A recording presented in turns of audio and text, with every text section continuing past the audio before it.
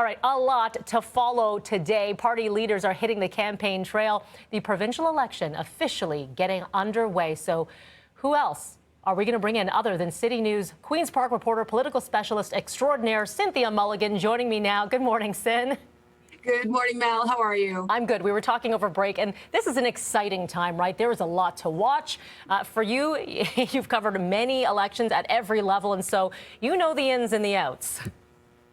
Well, they are busy. They are plotting. They have a strategy. Each party is ready to hit the road. Listen, they've been building up to this for weeks now. We've been in an unofficial campaign mode for a very long time.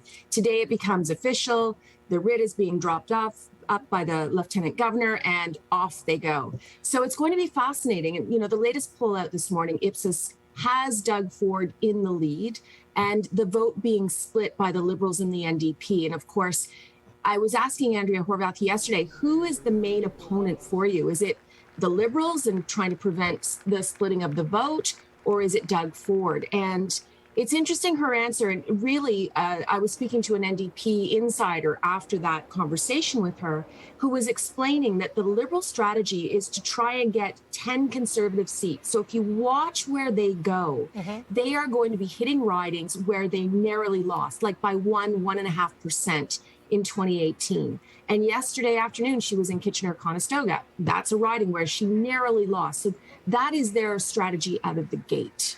Looking at this, Cyn, and not just this latest Ipsos poll, but a few in the previous weeks, still showing the PCs with this lead.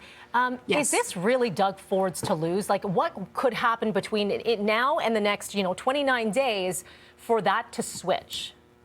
Well, yes. So on this day, in this moment, I would say this is Doug Ford's to lose. Polls, because you never look at one poll, you look at a bunch of different polls over a series of time, and you can spot the trend. So yes, Doug Ford is enjoying a comfortable lead, but even his team is saying, because I talked to them yesterday and said, so you feeling pretty good about this?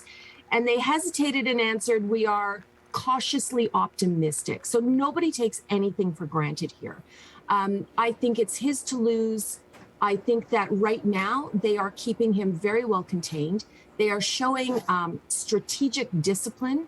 They have been doing dozens of announcements a week and bombing us with these announcements. And some are small, some are big, but it's shown a real disciplined campaign from weeks earlier, that in much earlier than we've seen in the past, I would say.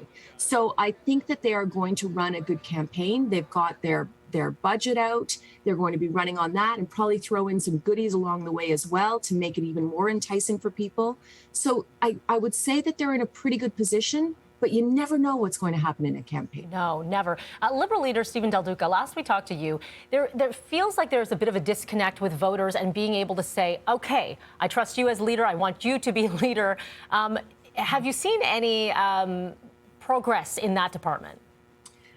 Listen, it's an uphill battle for him. He became the Liberal leader from a party that was decimated just before the pandemic struck and everything shut down. So he hasn't had a seat in the legislature.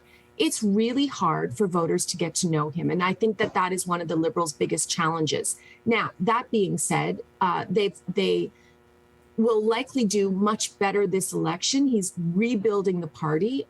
It's going to take some time.